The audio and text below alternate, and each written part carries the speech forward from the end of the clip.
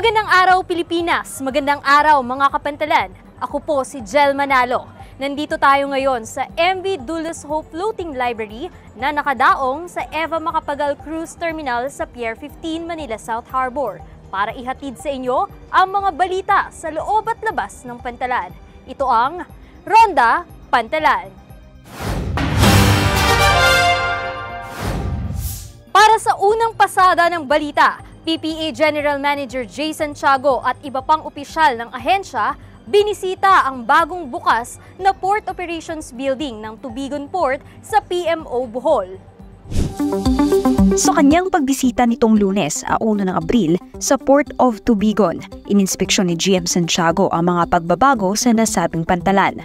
Siniguran ni GM Santiago na maayos ang pagpapatakbo at operasyon ng bagong Port Operation Building o POB ng Tubigon Port. Ang nasabing pantalan ay itinuturing na ikalawa sa pinakamalaking pantalan na sakop ng Port Management Office ng Bohol. Karaniwan itong tumatanggap ng 2,000 hanggang 3,000 pasahero kada araw. Kasama na naglibot ni GM Santiago, sina Assistant General Manager for Engineering, James Gantalao, Assistant General Manager for Finance, Legal and Administration, Elmer Cadano, at Acting Port Manager Francis Peñaranda. Maliban sa Tubigon Port, binisita din ni GM Santiago ang mga pantalan ng Tagbilaran at Loon.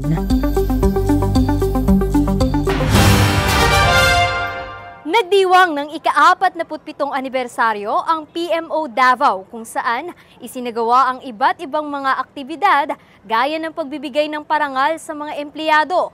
Kaugnay nito, binuksan din ang one-stop shop sa Port of Sasa Operations Building.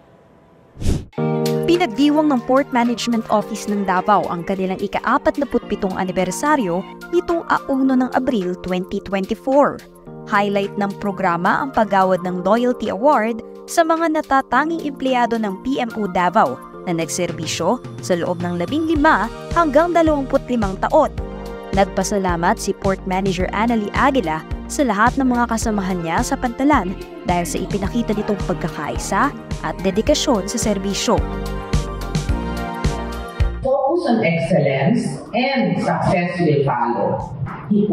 There's no shortcut in anything. Ipagpatuloy lang natin yung ating scheduled practice and we will realize our goals. Isang misa din ang inalay ng PMO Davao kung saan binasbasan din ang mga bagong sasakyan mula sa PPA Head Office. Sa PMO Davao pa rin, opisyal na binuksan nitong 3 ng Abril ang bagong terminal office ng Port of Sasa.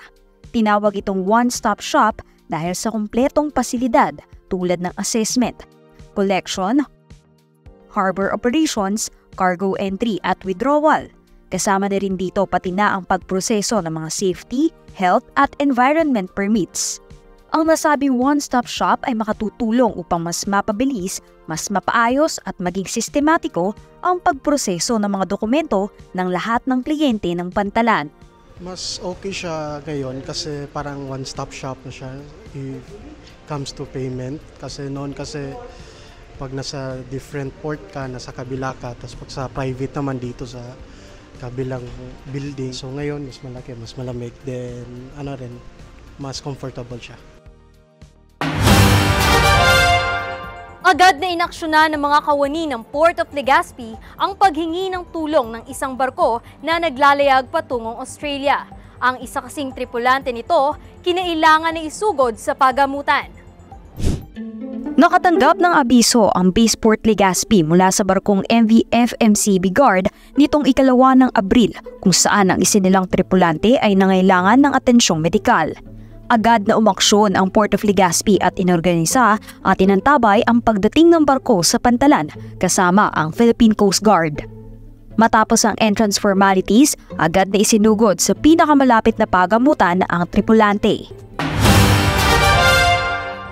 Nakulimbat ng mga port police ang mga iligal na droga na tinangkang ipasok sa iba't ibang pantalan sa bansa. Kaugnay nito, isang lalaking pasahero ang naaresto matapos mabisto ang dalang drug paraphernalia sa Port of Hordan sa Guimaras.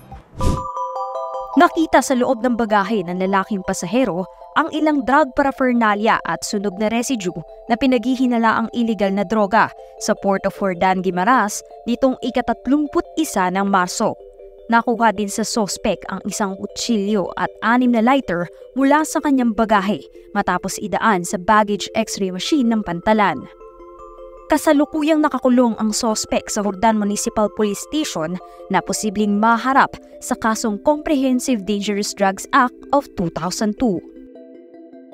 Samantala, natagpuan ang isang pinaghihinalaang iligal na droga sa Ozamis Port nitong ika-30 ng Marso taong 2024. Sa pagronda ng isang port police, nakita niya ang isang kahinahinalang itim na pouch sa pedestrian lane ng pantalan. Nakumpirma na droga ang laman nito matapos idaan sa K9 unit ng Philippine Coast Guard. Agad naman ay tinurn over ng port police ang iligal na droga sa Philippine Drug Enforcement Unit para sa laboratory analysis at proper disposal. Nakipag-ugnayan naman ang PMO Misamis Occidental Ozamis sa PNP upang matukoy ang may-ari ng nasabing pouch. Sinalubong ng Philippine Ports Authority ang pagdaong ng MV Dulles Hope, ang isa sa pinakamalaking floating library sa mundo. Suportado rin ng ahensya ang misyon nito na makapaghatid ng pag-asa at kaalaman para sa lahat. Dinumog ng mga book lover ang Pier 15 sa Manila South Harbor sa pagdaong ng floating book fair na MV Dulles Hope. Ito ay isang dating cruise ship na ngayon ay pag-aari ng Operation Mobilization at kasalukuyang pinatatakbo ng Good Books for All, isang non-profit na organisasyon na nakabase sa Germany. Iba't ibang klaseng libro ang maaaring mabili dito sa murang halaga, kung saan bahagi ng kita ay mapupunta sa mga komunidad na nangangailangan ng tulong. We have had great welcome, great hospitality from all the port authorities across the country. They make us not want to leave, but at the same time we know it's time to go soon. But we do want to extend our gratitude in so many different ways. We have had great welcome from the people as well as from the port authorities who have made it possible, who've given us a berth to actually park in. We've received great supplies of water and food on intervals. It's just been good working alongside the ports and being welcome. Suportado ng Philippine Ports Authority ang adhikain na ito ng MV Dulles Hope at handang umalalay sa pagdagsa ng mga bibisita sa nasabing barko. Magtatagal ang MV Dulles Hope sa South Harbor hanggang 14 ng Abril at muli maglalayag patungo naman sa Batangas Port.